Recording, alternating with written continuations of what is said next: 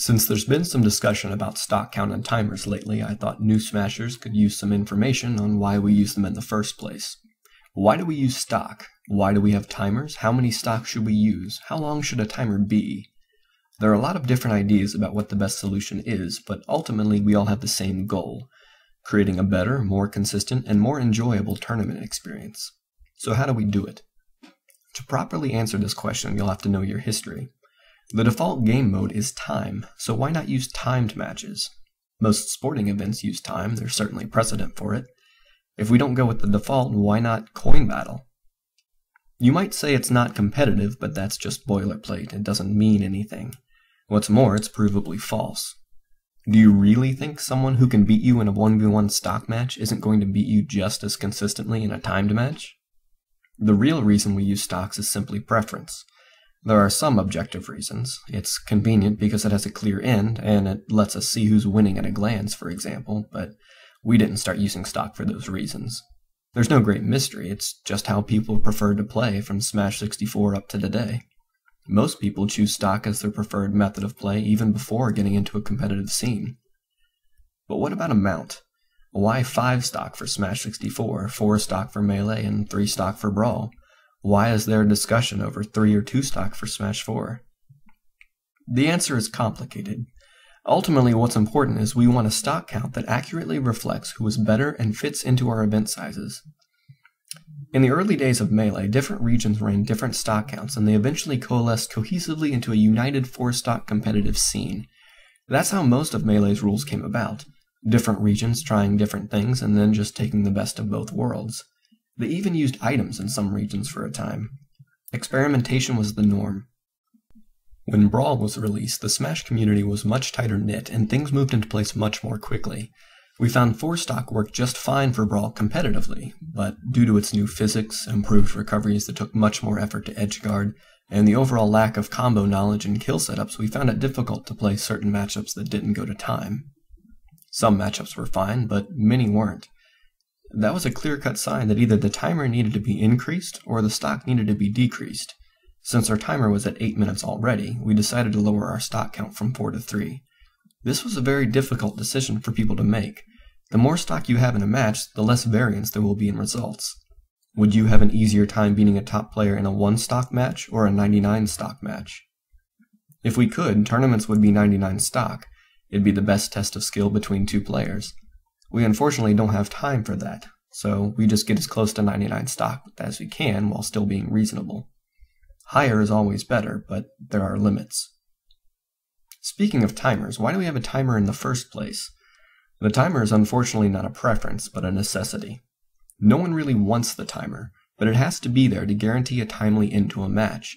Melee typically uses an 8-minute timer. This 8-minute timer was determined off the premise that it should take a little less than 2 minutes per stock on average. The goal was to ensure that games couldn't last too long, but also wouldn't be guaranteed to go to timeout. We didn't want the players to run out of time, but a tournament has to finish sometime. The relationship between stock and timer is nebulous at best.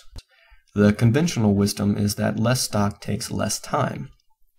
A Melee match with 4 stocks would have an 8-minute timer, so logically a 2-stock match should have a 4-minute timer.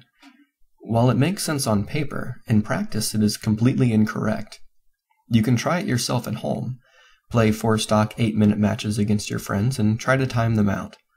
Then try 2-stock 4-minute matches and time them out then. You'll find it is much easier the second time around, despite the ratio being the same.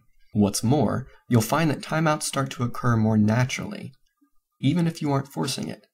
Why is this the case? Because timing someone out doesn't become a viable strategy until there's a small amount of time left. For a 2-stock 4-minute match, if you take on average a bit over a minute per stock, having only 4 minutes means you will have on average around a minute and a half left on the clock at the end of a normal game. If you're playing carefully, it could be even less. This presents timeouts as an opportunity that naturally occurs. As the timer gets low, timing someone out becomes much more profitable to the person in the lead. It's dangerous to approach in those situations, as even the slightest of leads can result in a game win. Ignorance of this phenomenon has already started causing problems for Smash 4.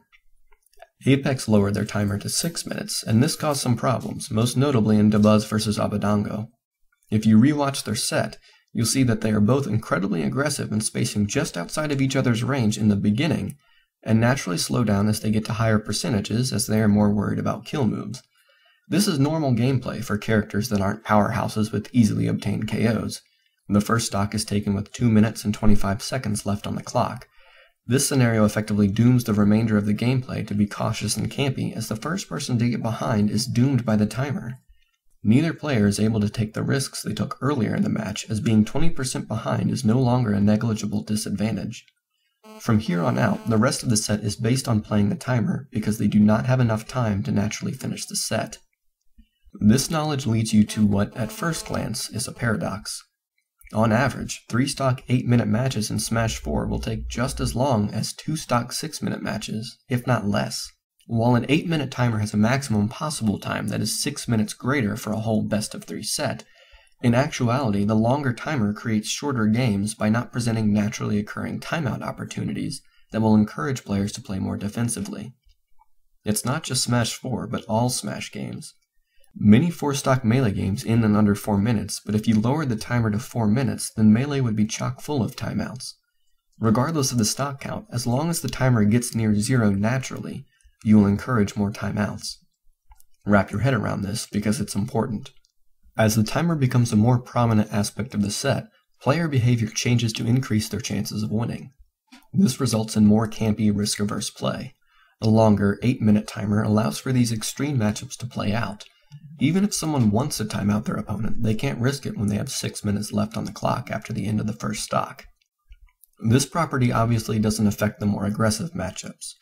Diddy vs. Sheik, for example, is fairly aggressive and has fairly consistent 3 to 4 minute matches at 2 or 3 stock. But timer changes aren't meant for those matchups.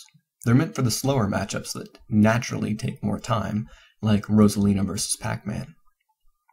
Only time will tell what the standard for Smash 4 will become, but personally I hope it continues with 3 stocks in 8 minutes. Lowering the stock count and timer may lower the maximum possible time for a tournament, but it actually increases the real time for most matches. If the timer lowers to 6 minutes or below for 3 or 2 stock, be prepared for a multitude of mandatory timeouts.